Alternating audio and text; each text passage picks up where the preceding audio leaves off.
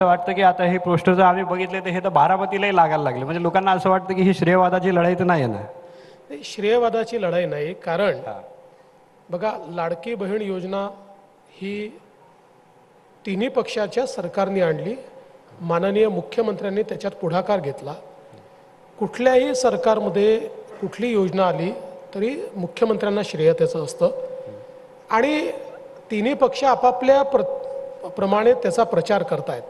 पण लाडक्या बहीण योजनेचं खरं श्रेय जर कोणाला असेल तर आमच्या बहिणींना आहे की ज्यांच्याकरता ही योजना आम्ही त्या ठिकाणी आणली. श्रेयवादाची लढाई बिलकुल नाही आहे. या ठिकाणी या योजनेचा जास्तीत जास्त प्रचार व्हावा या दृष्टीनं तिन्ही पक्ष प्रयत्न करतात. नाही, पण आम्ही काल ऐकलं की काल तुम्हाला मध्यस्थी करावी लागली श्रेयवादावर मंत्रिमंडळाच्या बैठकीत. कारण दादांनी जी काय सन्मान यात्रा काढली, जे पिंक कॅम्पेन केलं, ते पूर्णपणे लाडक्या बहिणीवरच होतं त्यांचं. त्यामुळे त्यांनी कुठेतरी आघाडी घेतली. त्यात असं झालं काय, कारण की आता त्यांची जी जाहिरात आली होती त्यात सरळ सरळ असं होतं की दादांचा वादा, म्हणजे दादा पैसे देतात अशीच सरळ जाहिरात आली ती. त्यामुळे शिंदे गट नाराज झाला आणि मंत्रिमंडळात आम्ही ऐकलं की फक्त राडा व्हायचा बाकी होता. नाही, मंत्रिमंडळात कुठलाही राडाबिडा झालेला नाही. हा.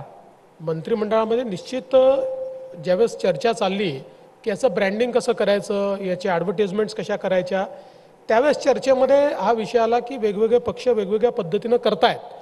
तर बाबा, आपलं कॉमन ब्रँडिंग झालं पाहिजे. म्हणजे जरी पक्षाने, शेवटी पक्ष आहेत, पक्ष आपलं ॲडव्हर्टिजमेंट करतात, आपले होर्डिंग लावतात, तर ते लावत असताना तिघांच्याही होर्डिंगमधनं सारखा संदेश गेला पाहिजे, याच्यावर चर्चा झाली. बाकी यापेक्षा जास्त चर्चा काही नाही आहे. असं वाटतं